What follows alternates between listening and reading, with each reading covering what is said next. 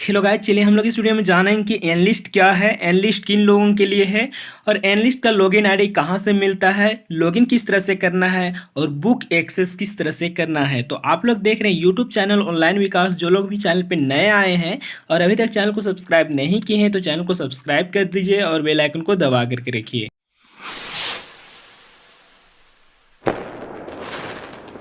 तो चलिए सबसे पहले हम लोग जानते हैं कि एनलिस्ट क्या है। एनलिस्ट एक गवर्नमेंट का वेबसाइट है जिसमें गवर्नमेंट के द्वारा ई बुक प्रोवाइड किया जाता है जो कि कॉलेज स्टूडेंट के लिए होता है। तो जो भी कॉलेज स्टूडेंट अपना बुक नहीं खरीद पाते हैं तो वे स्टूडेंट एनलिस्ट से ई बुक डाउनलोड कर सकते हैं, एक्सेस कर सकते हैं और अपना पढ़ाई कर सकते हैं, जिसमें सभी सब्जेक्ट का हजारों बुक देखने के लिए मिल जाएगा जो कि गवर्नमेंट के द्वारा प्रोवाइड किया जा रहा है। और इसका लॉगिन आईडी कहां से मिलता है ये भी जान लेते हैं।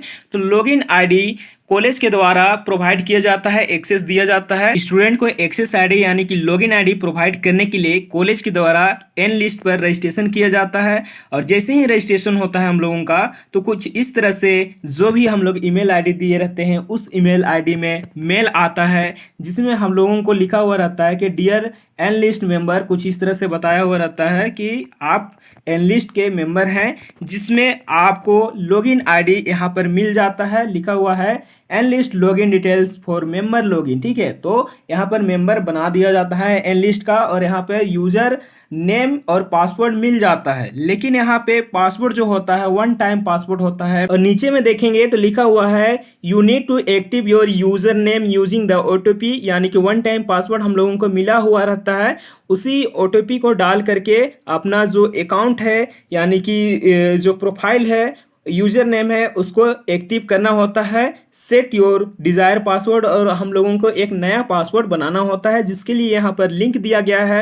अगर आपके ईमेल में कुछ इस तरह से मैसेज आया है तो आप लोग डायरेक्ट इस लिंक को टच करेंगे। अगर नहीं आया हुआ है तो एनलिस्ट के वेबसाइट में जाएंगे जिसका लिंक इसी वीडियो को मैं डिस्क्रिप्शन बॉक्स में दे दिया हूँ। अगर डायरेक्ट जाना चाहें तो आप वहाँ पर से भी जा सकते हैं। एनलिस्ट का वेबसाइट कुछ इस तरह से दिखता है जो कि ऑफिशियल वेबसाइट है।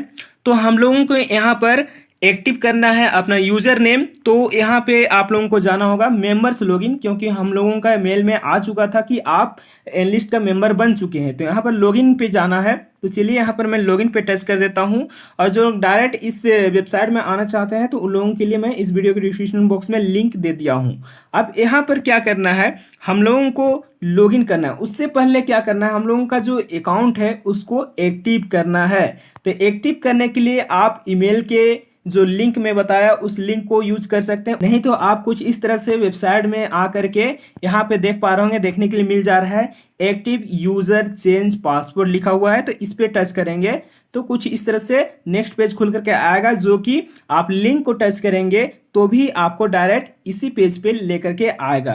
तो यहाँ पर किस तरह से चेंज करना है, पासवर्ड रीसेट किस तरह से करना है, एक्टिव किस तरह से करना है, देखिए ईमेल आईडी यहाँ पर डालना है जिसमें आपका एनलिस्ट का मेल आया हुआ है वही यहाँ पर ईमेल डालना है। ईमेल डालने के बाद यहाँ पर करेंट पासवर्ड जो कि आपका वन टाइम पासवर्ड मैं दिखा दिया था, मेल आया हुआ है उसी में रहता है वन टाइम पासवर्ड, वही डालना है। और यहाँ पर न्यू पासवर्ड क्रिएट कर लेना है अपना, यानी कि नया कोई पासवर्ड आप लोगों को बना लेना है, रिटाइप करना है नया पासवर्ड।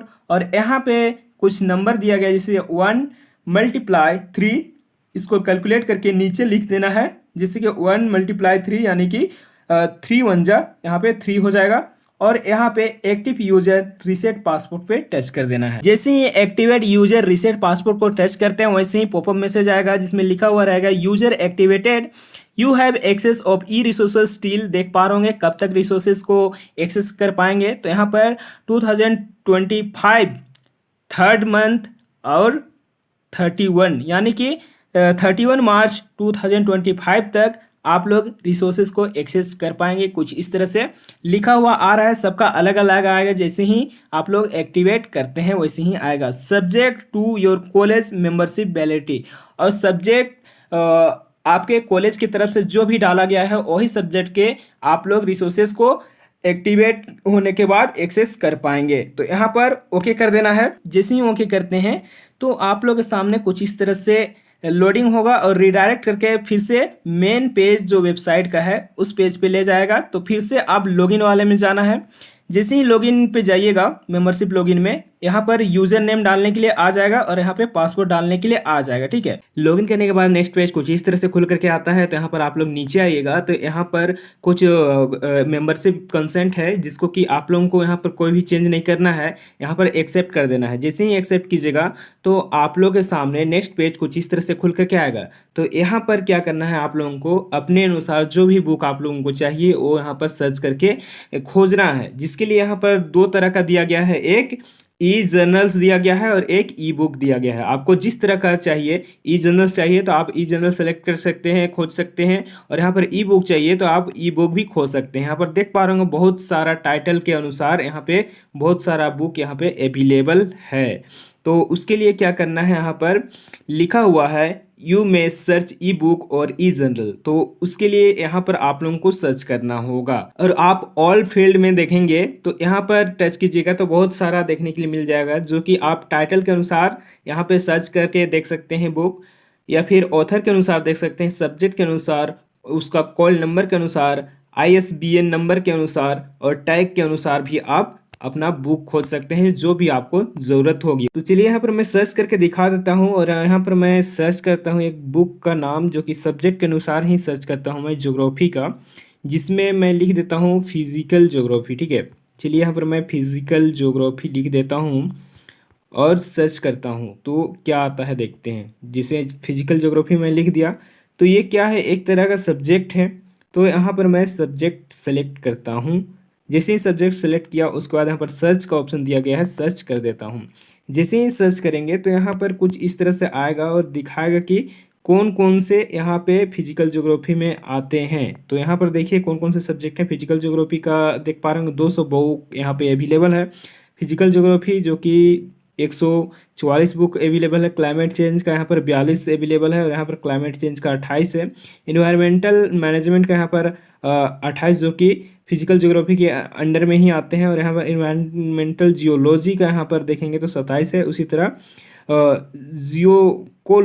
जियोकोलॉजी का यहाँ पर देखेंगे तो 27 है। इस तरह से और भी बुक देख सकते हैं, देख पा रहे होंगे फिजिकल ज्योग्राफी में जो कुछ भी टॉपिक या फिर जो कुछ भी बुक आते हैं वो सारा बुक का यहाँ पर लिस्ट देखने के लिए मिल जाएगा। तो आपको जो भी बुक चाहिए उसको आप सेलेक्ट कर सकते हैं। तो चलिए यहाँ पर मैं फिजिकल ज्योग्राफी ही सेलेक्ट करता हूँ, फर्स्ट का ऑप्शन। उसके बाद यहाँ पर देखिएगा तो जितने भी फिजिकल ज्योग्राफी के बुक होंगे नीचे में देखने के लिए मिल जाएंगे, देख पा रहे होंगे बहुत सारा बुक यहाँ पर देखने के लिए मिल जा रहा है। ठीक है, यहाँ पर देख पा रहे होंगे और यहाँ पर सारा चीज़ देखने के लिए मिल जाएगा कि बुक कौन सा है, किसके द्वारा पब्लिश किया गया है, कब पब्लिश किया है गया है, सब्जेक्ट क्या है और किस तरह से देखना है ये भी देखिए। तो चलिए मैं एक बुक दिखा देता हूँ, सबसे ऊपर वाला कहीं दिखा देता हूँ।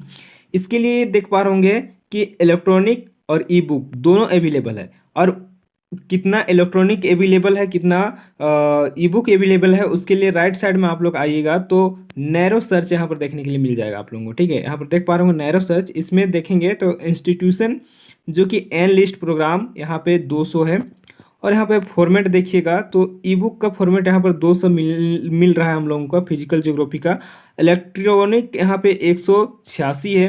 लैंग्वेज देखेंगे तो यहाँ पर इंग्लिश लैंग्वेज में मिल रहा है कितना, तो 195 बुक अवेलेबल है। फ्रेंच में यहाँ पर 2 बुक अवेलेबल है। इस तरह से और भी भाषा में देखने के लिए मिल जाता है बुक, जैसे यहाँ पर जर्मन में 1 अवेलेबल है, इटालियन में 1 अवेलेबल है।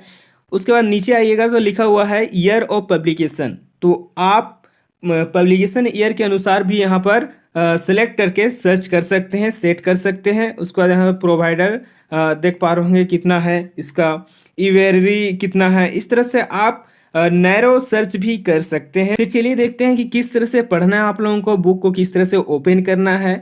तो यहाँ पर बहुत जगह आप लोग देखिएगा तो यहाँ पर लिखा हुआ है इलेक्ट्रॉनिक और ई बुक का ऑप्शन दिया गया है, यानी ये जो बुक है वो दोनों में अवेलेबल है, इलेक्ट्रॉनिक में भी अवेलेबल है और इसका ई बुक भी अवेलेबल है। उसी तरह और भी बुक का देखेंगे तो यहाँ पर देखने के लिए मिल जाएगा, और कुछ कुछ का सिर्फ ई बुक देखने के लिए मिलेगा, किसी का इलेक्ट्रॉनिक केवल देखने के लिए मिल सकता है। तो चलिए मैं यहाँ पर आप लोग को बता देता हूँ कि किस तरह से ओपन करना है बुक को और पढ़ना किस तरह से है। तो देख पा रहे होंगे ई बुक लिखा हुआ है, उसी के ऊपर में क्लिक हेयर टू व्यू लिखा हुआ है। ठीक है, तो उसी पे टच करना है, क्लिक हेयर टू व्यू में। जैसे ही क्लिक हेयर टू व्यू को टच करते हैं तो हम लोगों के सामने कुछ इस तरह से बुक खुल करके आ जाता है, और बुक का फ्रंट पेज भी देखने के लिए मिल जाता है यहाँ पर। तो यहाँ पर देखिएगा तो कुछ इस तरह से बुक रहता है, और यहाँ पे आप लोगों को रीड करने के लिए कहाँ पे टच करना होगा, तो यहाँ पर देखिएगा तो रीड ऑनलाइन दिया गया है, डाउनलोड बुक दिया गया है। तो अगर आप ऑनलाइन रीड करना चाहें तो रीड ऑनलाइन पे टच करके आप लोग ऑनलाइन रीड कर सकते हैं, जिसके लिए कुछ इस तरह से टच कर लेना है इसी में।